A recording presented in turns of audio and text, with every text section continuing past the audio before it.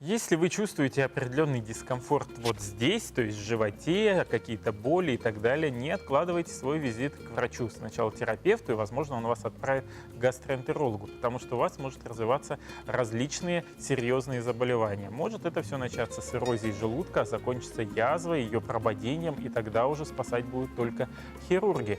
Чтобы это предотвратить, сейчас активно проводится процедура ФГДС. Расшифровывается как фиброгастродуоденоскопия. Это когда эндоскоп проглатываешь, конечно, приятного мало, но зато получается картина того, что у тебя происходит в желудке. И назначается адекватное лечение. Более подробно об этом способе диагностики в нашем следующем сюжете. Фиброгастродуоденоскопия – это метод исследования пищевода, желудка и 12-перстной кишки при помощи гибкого эндоскопа, который вводится через ротовую полость. Настоящий вид исследования проводится в амбулаторных условиях и в данное время очень широко применяется для пациентов с целью выявления заболеваний желудочно-кишечного тракта и 12-перстной кишки на периоде подготовки пациентов к оперативному лечению, а также на этапе подготовки пациентов к высокотехнологичной медицинской помощи. Поскольку данная процедура является достаточно серьезной, соответственно, она требует тщательной подготовки. Залогом успешного проведения будет строгое соблюдение ряда рекомендаций при подготовке к процедуре фиброгастродуоденоскопии. Мы рекомендуем пациенту взять с собой результат флюорографии и результат исследования крови на маркеры гепатитов. Накануне исследования с соблюдением режима питания следует отказаться от приема острой, жирной, жареной пищи, и пищу рекомендуется применять исключительно в теплом виде. В день исследования также мы рекомендуем отказаться от курения. В день исследования полностью отказаться от приема пищи и воды.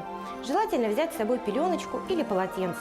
Подойти в кабинет эндоскопических исследований заблаговременно, то есть за 5-10 минут до начала исследования или времени, указанного в талоне. Следует знать, что для проведения фиброгастродуоденоскопии есть определенные относительные противопоказания. То есть перед выполнением данной процедуры потребуется дополнительная консультация врачей-специалистов, неврологов, кардиологов и, конечно, врача-терапевта. Важно помнить, что в день исследования следует соблюдать щадящий режим питания. Доброе утро! Мы продолжаем говорить о здоровье, о том, как его сохранить, чтобы не было хуже. И продолжим эту тему с нашим гостем в студии. Это Ольга Гавриловна Маркова, заведующая ревматологическим отделением Якутской республиканской уже клинической больницы, главный внештатный ревматолог Минздрава Республики. Доброе утро, Ольга Гавриловна. Доброе утро.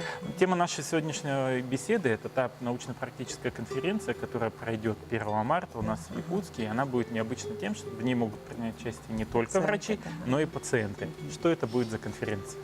Эта конференция будет посвящена пациентам, больше внимания будет обращаться на пациентов, которые страдают болезнью Бехтерева или анкилозирующим спондилитом, с тем, чтобы те, кто получает генно-инженерную биологическую терапию, они могли свое состояние контролировать дистанционно. Поэтому будут внедряться мобильные приложения, которому будут обучаться пациенты от заполнения этих приложений.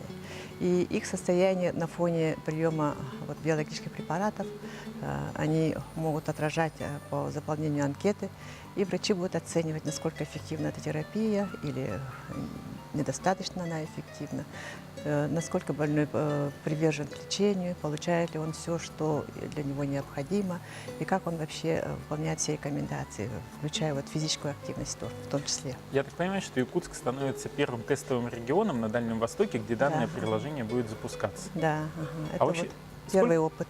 А вот сколько у нас пациентов с этой болезнью, которые могут воспользоваться этим приложением? Именно со спондилитами у нас более 200 человек, которые находятся на дорогостоящей терапии и которые вынуждены приезжать к нам на контроль своего состояния, к врачам в наш кабинет генно-инженерной биологической терапии. Это происходит раз в год по протоколу. У нас географические особенности, у нас особенности дорог, сезонное закрытие дорог. Это все предполагает сложности для того, чтобы больной к нам добрался. И больной может упустить то время, в которое он должен приехать к врачу. Подробности я это приложение сама не знаю. Возможно, периоды контроля будут короче, чем 6 месяцев. Они, может быть, каждые 3 месяца будут отправлять информацию о своем состоянии и так далее.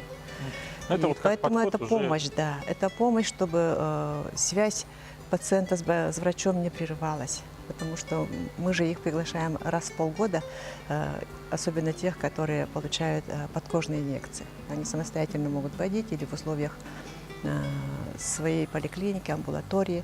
И потом раз в полгода они приезжают с тем, чтобы мы могли выявить какие-то осложнения на фоне терапии, какие-то нежелательные явления, или оценить эффективность. Ну, не или, а обязательно оценить эффективность и решить вопрос о дальнейшем продолжении лечения. Или, если он много лет получает, может быть, прервать лечение, если он добился того, к чему все мы стремились, и он, и мы, да, врачи.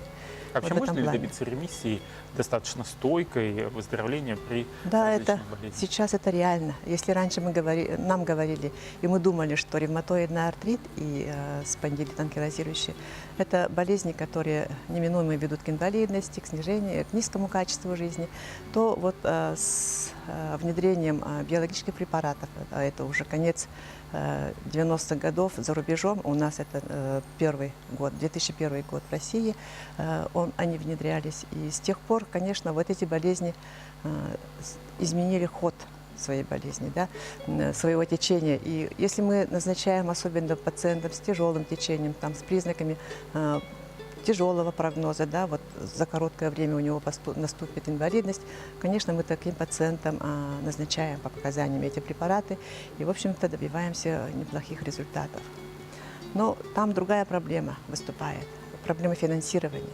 Если бы больной получал вот то лечение, которое мы ему начали, без перерыва, как положено, по схеме строго, конечно, он добивался бы лучших результатов, чем они сейчас имеют. К сожалению, это вот реалии. А на что вот надо обратить вообще в целом пациентам, всем, да, вот независимо от того, что выставлен диагноз, не выставлен, чтобы не допустить усугубления ситуации? На какие симптомы возможны? К кому надо обращаться? Спасибо.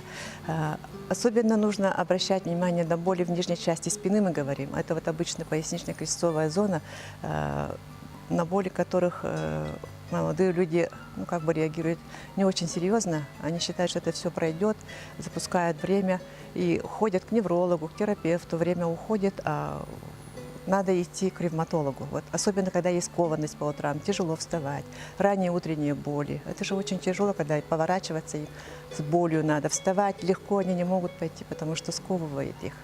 И в таких случаях надо идти, стараться попасть к ревматологу. Сейчас такая хорошая возможность у нас появилась, это МРТ-исследование. Оно, правда, дорогое, на платной основе чаще всего, но это исследование позволяет на очень ранней стадии выявить воспаление, вот, начало воспаления. И тогда вот работает то окно терапевтической возможности, когда мы действительно можем ему абсолютно вот вспять повернуть болезнь.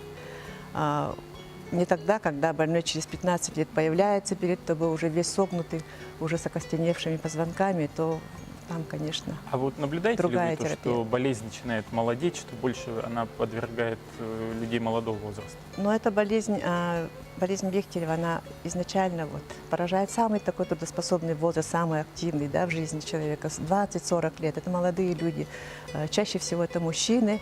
Ну, женщины, к сожалению, тоже страдают также в такой же тяжелой форме, как и мужчины. И поэтому я всех призываю, кто страдает болями в нижней части спины, стараться попасть к ревматологу. Спасибо большое, Ольга Юрьевна, за то, что подошли к нам в студию. Хочется пожелать, чтобы конференция, которая проходит, напомню, Да. 1 марта в Якутске, более подробную информацию на сайте Минздрава можно узнать, где она будет проходить, и ее программа конференции, обратили на нее внимание и приняли в ней участие.